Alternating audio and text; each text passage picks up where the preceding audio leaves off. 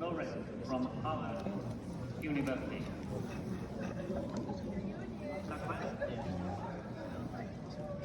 Good afternoon. Thank you, panelists, member states, delegates, and especially our ancestors who are responsible for who we are today.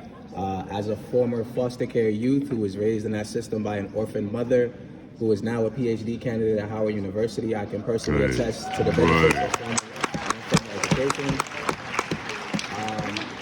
I would firstly like to say thank you, delegates and member state South Africa, for bringing up Nelson Mandela. However, I would like to evoke Robert Sobukwe, who once said that an unjust law cannot be applied justly, and I think that we should refer to that when we think about the dual standards and contradictions within international law and all forms of law all over the world.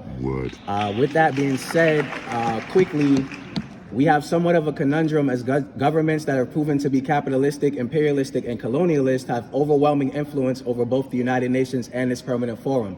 These governments have a responsibility or the privilege of selecting representatives of the forum, which I recommend should include processes that require civil society approval after the nomination of such individuals.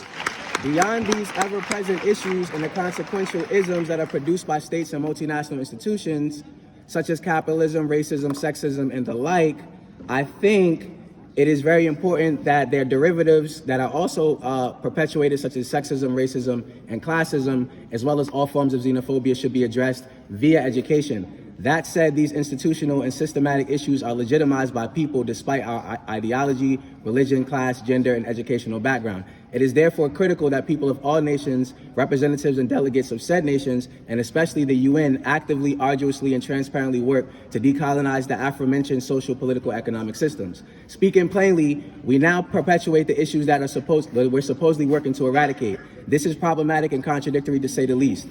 That being said, taken into account, I challenge us to not solely be satisfied with our inclusion and presence at this forum and to recognize the factors that we have long recognized in previous decades and centuries.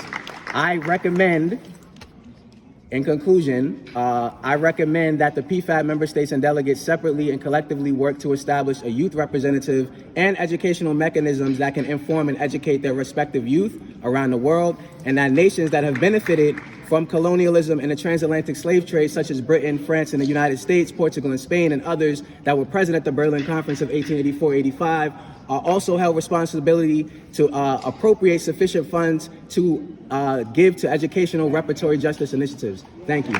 Yay!